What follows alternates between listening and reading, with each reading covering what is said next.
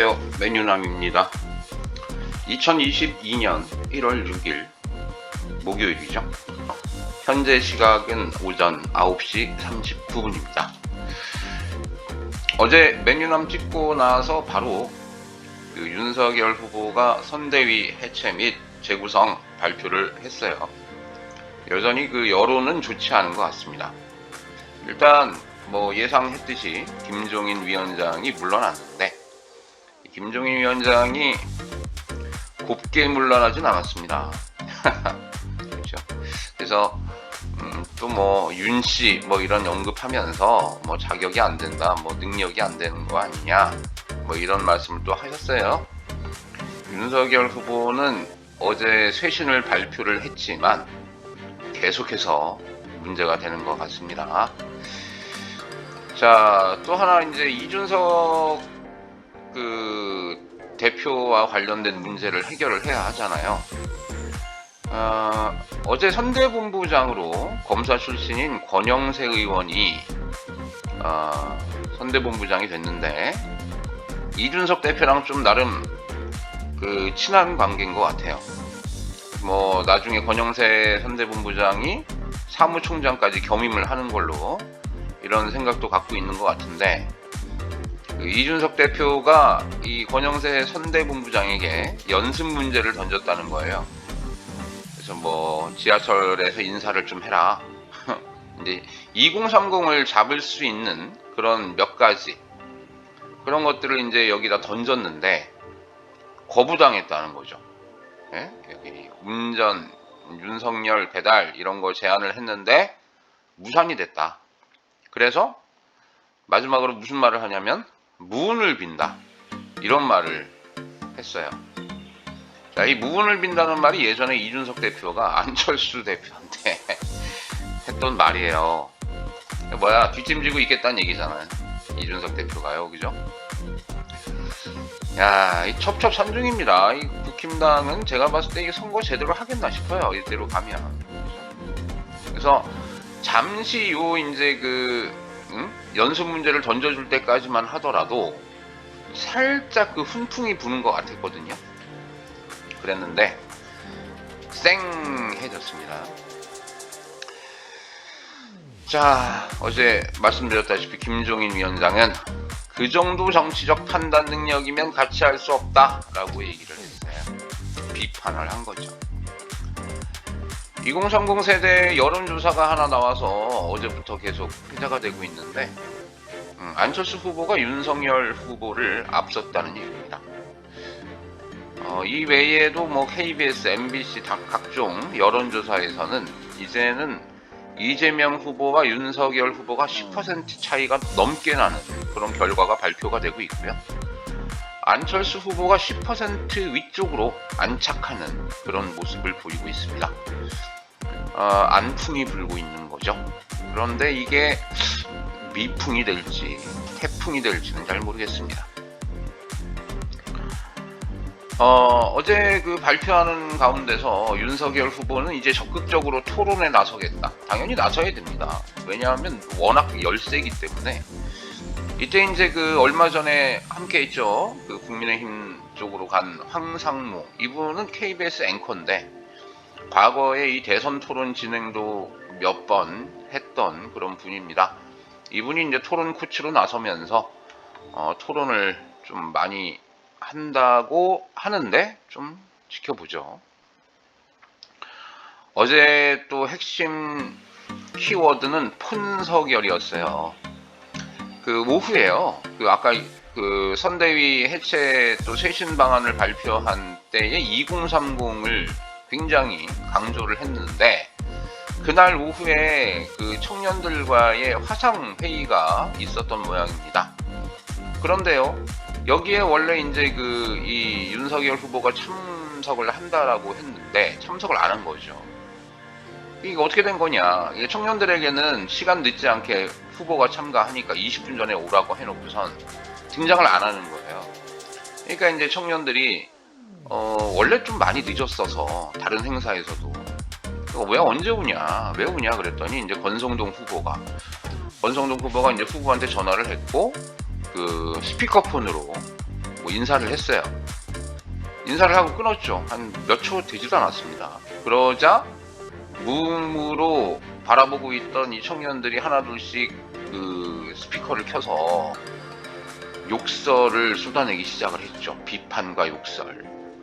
이게 지금 청년들을 우습게 하는 거 아니냐. 아직도 정신을 못 차렸다. 그러면서 난리가 났습니다. 이게 하루 만에 이루어진 일이라는 게 참 놀라운 일이죠. 근데 뭐 그럴 수 있어요. 뭐 단 한 번의 사건이었다면 청년들이 그렇게 흥분하진 않았을 텐데, 그간에 처음부터 선거운동 할 때부터 청년들 모임에는 뭐 30분 40분씩 듣고 이런 것들이 계속 쌓여왔던 거죠. 청년들의 말을 들으려고 하는 거냐. 그래서 어제 또 이게 상당히 시끄러웠습니다. 그죠? 청년 간담회 불참 분노. 근데 여기서 또 불을 지른 게요. 이 소통본부 이 담당자가 그거 민주당 계열, 이준석 계열이 들어와서 그런 거다. 이렇게 얘기를 하면서 또 불을 붙였죠. 이게 참. 그 국민의힘당 쪽에 있는 분들 정신 차리셔야 돼요. 왜 이러십니까? 김종인과 결별한 윤석열, 오세훈, 박형준을 만나 당심을 수습했잖아요. 이때 청년 간담회가 있었던 거예요. 이때. 아이고 머리 아픕니다. 어떻게 하시려고. 자, 그다음 뭐 이준석 대표에 대한 공격은 계속되고 있고요. 뭐 윤석열 후보가 뭐 아침에 얘기인가요, 이거? 신도시 5곳에 10만 호를 추가 공급하겠다. 뭐 이게 큰 의미가 있는지 모르겠어요. 뭡니까? 이분 지금 안 한다고 해놓고선 아침에 인사하고 있나요? 출근 시민들한테 인사를 하네요. 안 받았다고 안 받았다며. 지하철 인사 안 한다며 했네요. 이건 또 뭐 하는 겁니까? 자, 후보랑 대표 사이에 우리가 소위 얘기하는 윤핵관들이 있잖아요. 어제 그 청년 간담회도 모든 걸 내려놓겠다는 권성동 의원이 또 거기 참여를 했지 않습니까? 야, 이분들이 문제인 것 같아. 아무래도 나 말아먹고 있는 것 같아 이거. 그죠? 에이구. 자, 윤석열다움을 또 얘기를 했는데, 윤석열다움이라는 것이 도대체 뭐냐. 뭐 각종 시사 프로그램에서 분석을 하고 있더라고요. 자, 사무총장 상정을 거부했다? 이거 속본데. 아까 제가 말씀드렸다시피 이준석 대표랑 나름 가까운 권영세 이 의원을 사무총장을 겸임을 시키려고 했던 그런 부분인데 이준석 대표가 거부를 해버렸네요. 이야, 또 싸운다, 또 싸워. 답답합니다.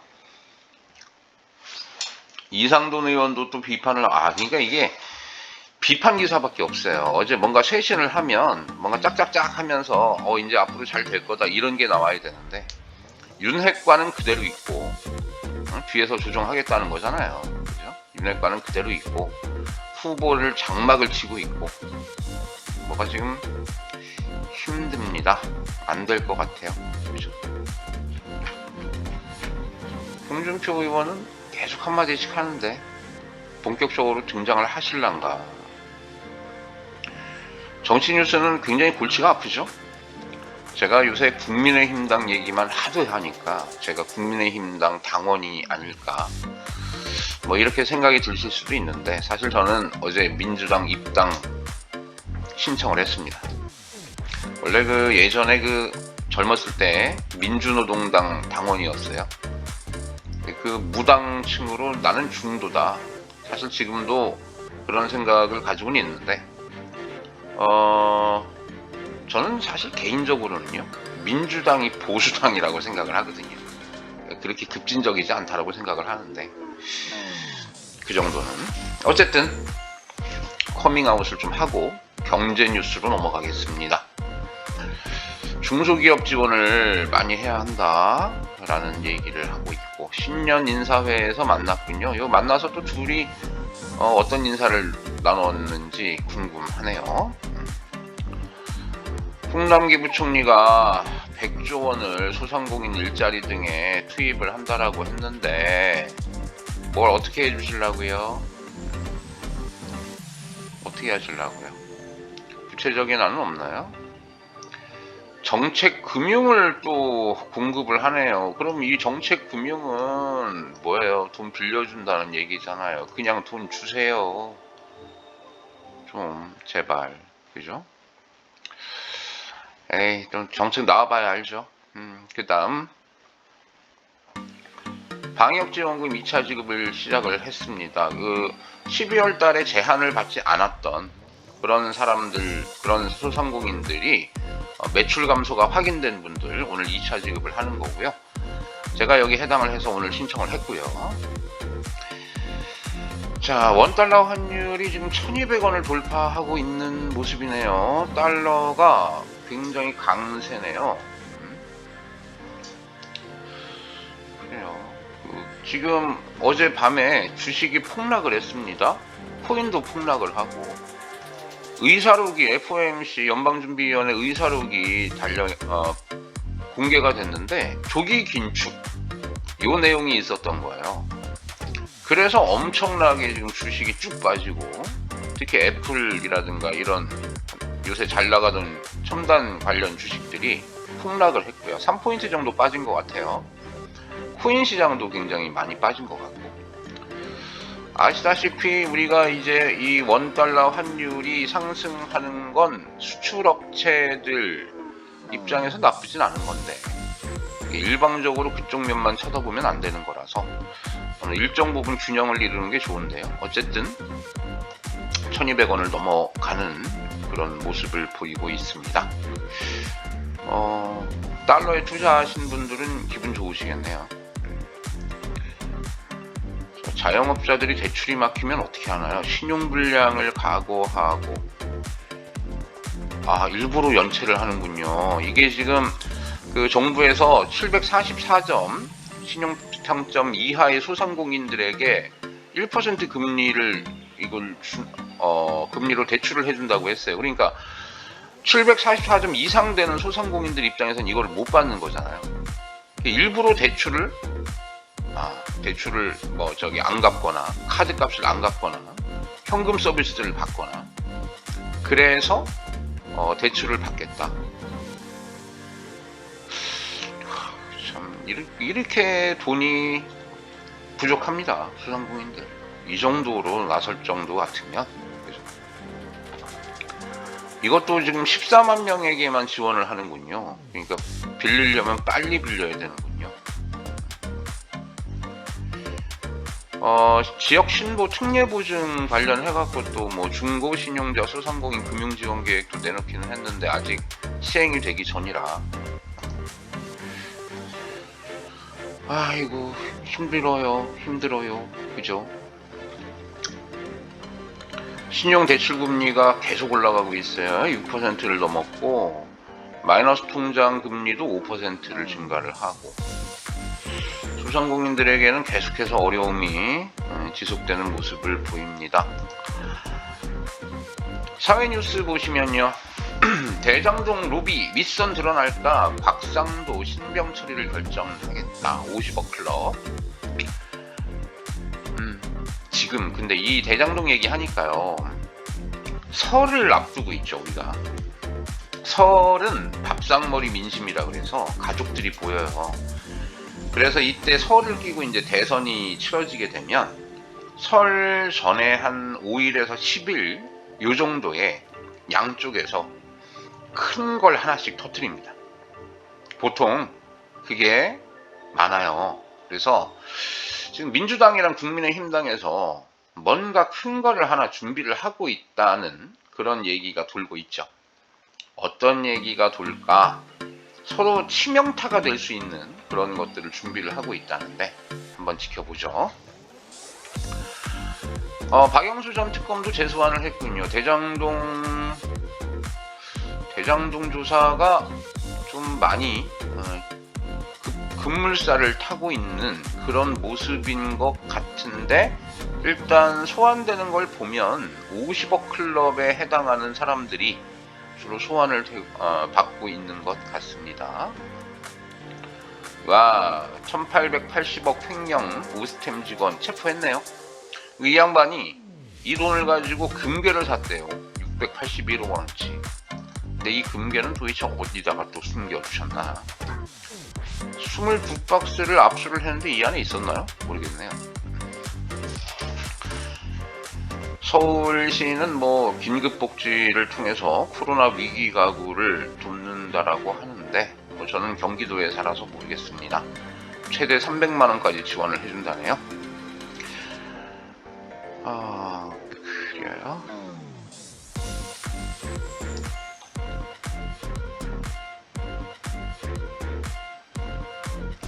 그 두통약을 5만원에 판 약사 그 왜 마스크도 5만원에 팔고 뭐 이랬다고 하는데, 근데 본인이 과거에 대기업에서 당한 거를 그 법률적으로 보니까 자기가 당했는데 법률적으로는 이상이 없더라, 뭐 이런 게 다 있냐, 그럼 나도 한다, 이렇게 해서 소비자들을 대상으로 똑같이 했다라고 하는데 황당합니다.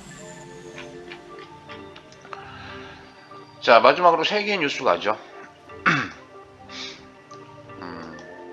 문 대통령 시진핑 회담 앞두고 한국 드라마를 틀었어요. 중국이 한한령 해제를 할까? 에휴, 하든지 말든지 이제 관심도 없어요. 이거 무슨 뭐 우리한테 자기네들이 한한령을 푸는 게 시혜를 내려주는 이런 것으로 자꾸 몰아가려고 하는데, 아니 안 봐도 돼요. 뭐 누가 아쉬워. 지네들 어차피 해적판으로 다 보지 않습니까? 보지 말라 그래도. 뭐 우리나라 관광 지금 뭐 코로나 때문에 오지도 않는데 큰 의미는 없는 것 같아요. 하나는요. 이제 이미 적응했어. 우리나라 사람들은 그냥 적응하잖아요. 그죠?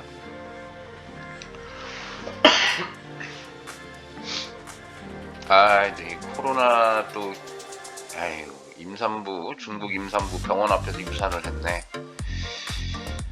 이게 지금 시안 쪽이 봉쇄가 들어가면서 굉장히 좀 심각한 것 같은데, 유럽도 코로나가 계속 신규 확진이 최다로 기록을 하고 있다는 얘기. 그래미 시상식은 또 연기가 됐고, 오랜만에 BTS를 보네요. 한동안 BTS 뉴스가 없었는데. 그래요. 뭐 세계 뉴스, 코로나 사태로 굉장히 좀 힘든 그런 상황인 거고, 가장 중요한 거는 그죠? 더 빠른 금리 인상에 대차대조표 축소까지 초강경 인플레 대책을 연준해서 준비를 하는 것 같다. 아까도 말씀드렸다시피 의사록이 공개가 됐습니다. 미국에서요. 그래서 지금 어떻게 될런지 우리나라 경제에도 상당히 영향이 있어 보이니까요. 계속 주시해 보도록 하겠습니다. 어떤 영향이 될지. 그래서 비트코인 6% 급락했다는 뉴스까지 보도록 하죠. 자, 내일은 금요일입니다. 요새는 금요일이 큰 의미는 없죠. 불금된 지가 오래돼서. 내일 1월 7일 날 만나 뵙도록 하겠습니다. 감사합니다.